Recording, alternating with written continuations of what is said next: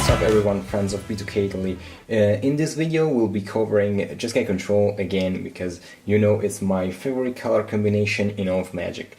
As you know, if you've been with me for a while, I know I've been recording video for the major part in Italian, but if you want you can check back the whole playlist, all the deck texts, but the higher part of them are about Jeskai control.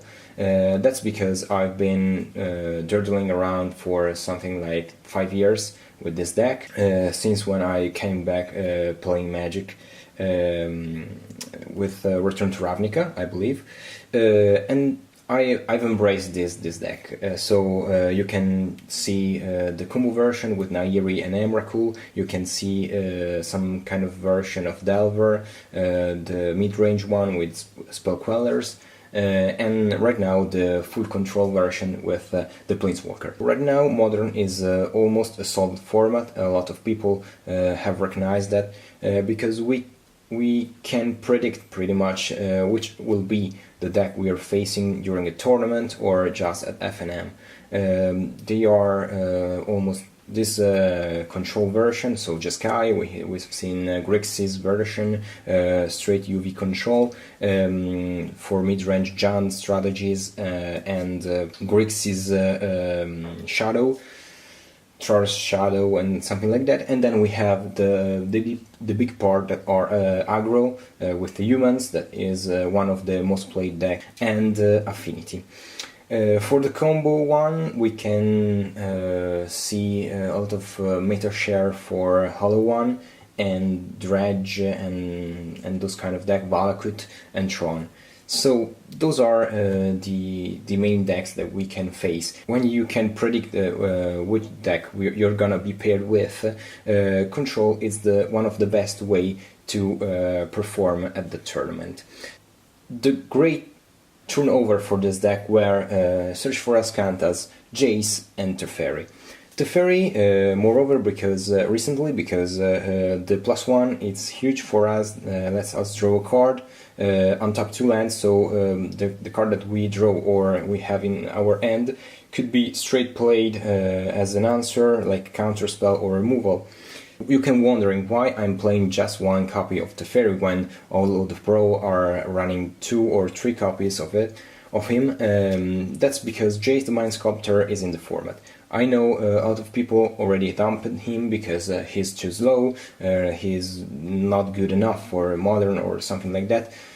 But believe me, in my LGS where we face a lot of mid-range and controls, Jace it's performing incredibly well because the brainstorm ability, it's card selection, so you can choose which one of the fresh 3 cards you see.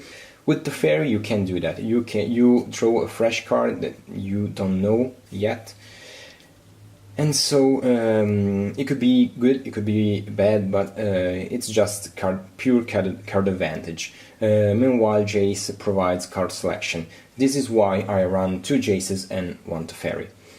For what concerns Search for Azcanta, it's perhaps the best reason to play control, even if we have something like Jace and Teferi.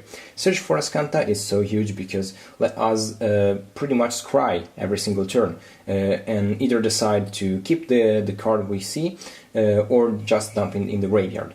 After 7 cards in the graveyard, it's gonna transform into Azcanta the Sunken Ruin, and that's where the things go crazy. And with Teferi, it's very synergic because we can untap. We have this incredible increasing advantage turn by turn, turn after turn, that it's gonna overwhelm our opponent. And not to mention that we can find with Search for Azcanta both the Planeswalker and the finisher of this deck.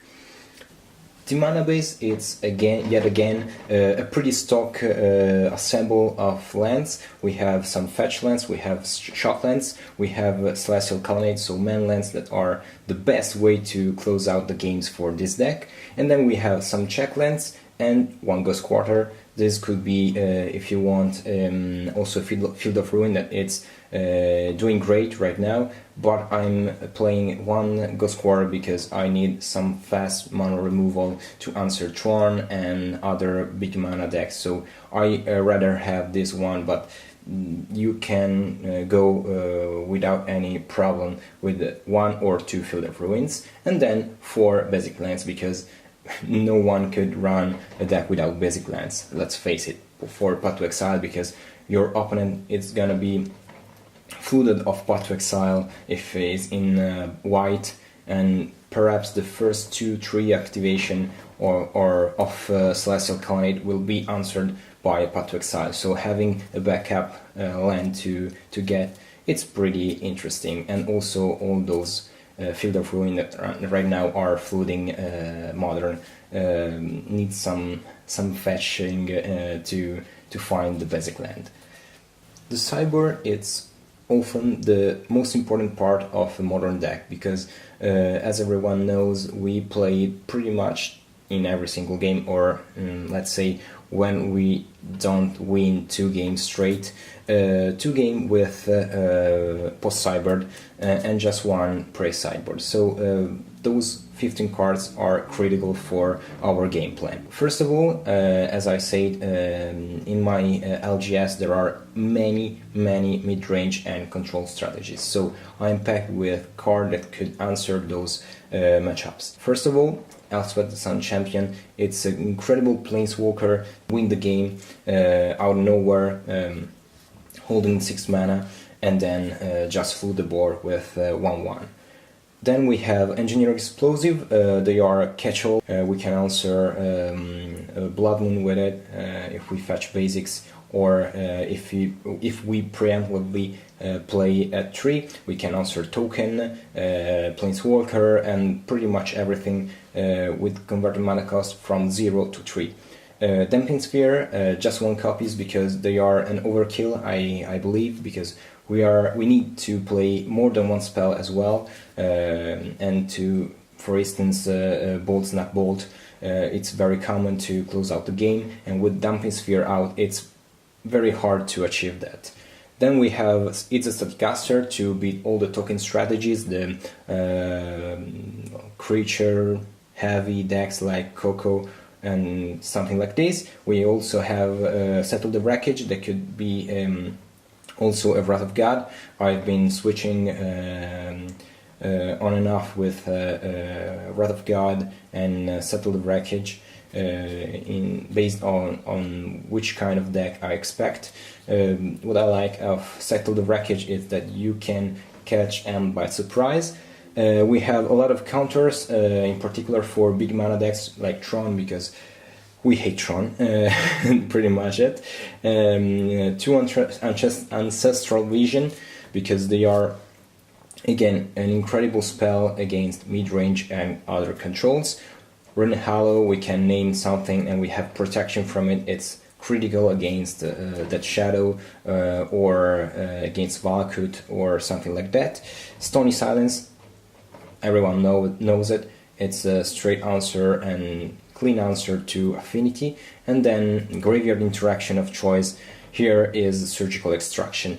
I've been playing with Surgical because I tried, if you check out my previous video, I tried pretty much every single way to interact with the graveyard, from Relic of Progenitus to Rest in Peace, and based on how important and how many decks I see like Dredge or Vengevine or such that use or abuse the graveyard, I can set my sideboard more or less with packed with graveyard interaction. Surgical, it's pretty good because you can it's versatile. I don't like people who say that Surgical Extraction is oversided in many matchup. I know that it's card disadvantage at first, but believe me, it's worth it. If you can extract the Liliana, it's pretty worth it against every single John deck. Or better, Brobblade Elf. So this is my my 15 card choice for the sideboard. I hope you enjoyed this video. Probably the next one it's gonna be in Italian on Friday. Yeah, on Friday, when I or Saturday, I'm not sure, when I'm gonna do an unboxing video of the Spellbook Chase. So see you later this week with that video, and stay tuned.